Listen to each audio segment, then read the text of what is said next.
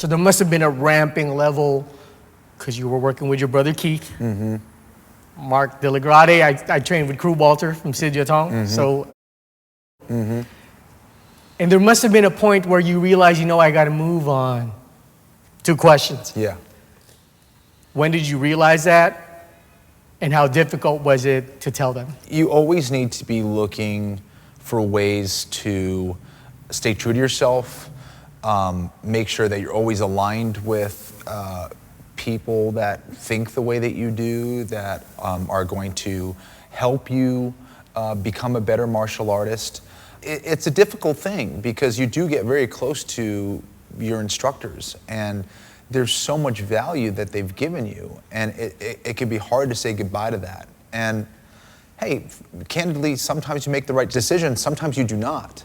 I've always tried to not regret any of those things and just move forward. I think that... Which makes training with your brother tough. Yes, exactly. And my brother is the most important training partner that I've ever had. I mean, he was there since day one, and he was always pushing me. And he was also mentally very strong as well. And I admired that about him. And we butted heads a lot. That's what Different brothers maths? do. No, my brother Keith was very much into jiu-jitsu. I think he had a stubborn kind of perspective about him a little bit, which was good, but also could hinder him as well. But it also gave me a certain kind of confidence and strength. We pushed each other every single day. I mean, we would go and train, we'd come back and train, we would train on our basement floor, which just had a rug. We'd be throwing and taking each other down on this thing and just trying to kill each other all the time. And I don't think there's anything more competitive than 2 brothers going at it.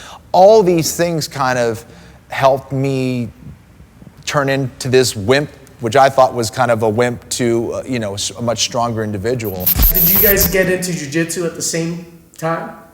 We got into jiu-jitsu at the same time. Just first learning from tapes and eventually entering a tournament, and then finding out that there was a gym right in Watertown, Massachusetts, which was about 45 minutes from where we lived, but we still attended every day. For you guys, was the travel, the 45-minute drive, an issue at all, or were you guys so hooked? It's like, nope, this is not an issue. It was just time for us to, talk about what techniques we were thinking about, what kind of problems we were having if someone was passing our guard, or how to pass somebody's guard, or talking strategy. It gave us a time to prepare and then decompress on the way home. Did the distance of traveling ever factor to like, you know what, man, I'm stuck at this blue belt phase. I'm done. It's a wrap. Or did that ever affect you guys? Surprisingly, I think we got our pro belt in about like a year and a half after doing jiu-jitsu. I think we got our blue belt like after 2 months or something ridiculous. We would train before training. We would go to the academy, train, and then we'd come home and then review everything that we learned. It was just obsession. And luckily we had each other to help grow our jiu-jitsu, and we just had a deliberate training all the time and a growth mindset that I think a lot of people just don't have time for, or just don't realize these days. Most of the training that we do after the academy would be drilling. So we drill the moves that we learned from that day. Just getting it into our muscle memory and how we could apply it to our jiu-jitsu in the way that. Oh, okay. Sorry, I think the internet sputtered a little bit there. In seeking out my instructors, I always tried to seek something out that, to me, looked like was true martial arts. I looked for things that seemed beautiful, number one. Number two, looked effortless. And number three was an intelligent approach.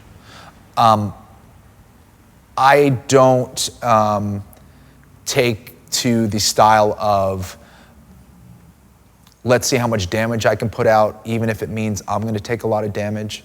I think what true martial arts is about is, to keep it simple, hitting and not getting hit. not just hitting. So defense was essential, and I always tried to get my instructors based on those kind of three things. Over the course of my career, I always looked to add or take away. That's what we're doing as martial artists all the time. Is this technique really good? Can we make it better? Is it useless? Is it useful?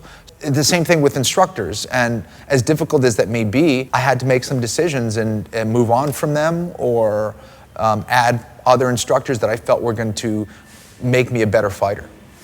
There's a couple different ways that I want to reverse somebody. There's really two different ways. And I can demonstrate this on the feet as well.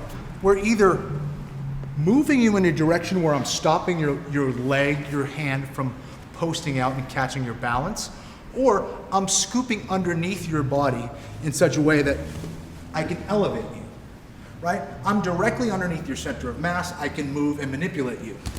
A double leg, for example. I'm here.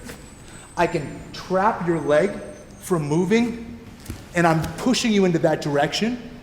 Or if you lean over me, for example, and get your legs far away where you're sprawling, I can no longer go here, but look, I can now scoop underneath you and lift you pretty easily, right? Utilizing either moving you, right, and preventing your legs from going under, or scooping underneath you. Those are essentially the only two ways that I'm going to be able to reverse you. Getting underneath, or stopping your legs or hands from moving and sending you in that direction.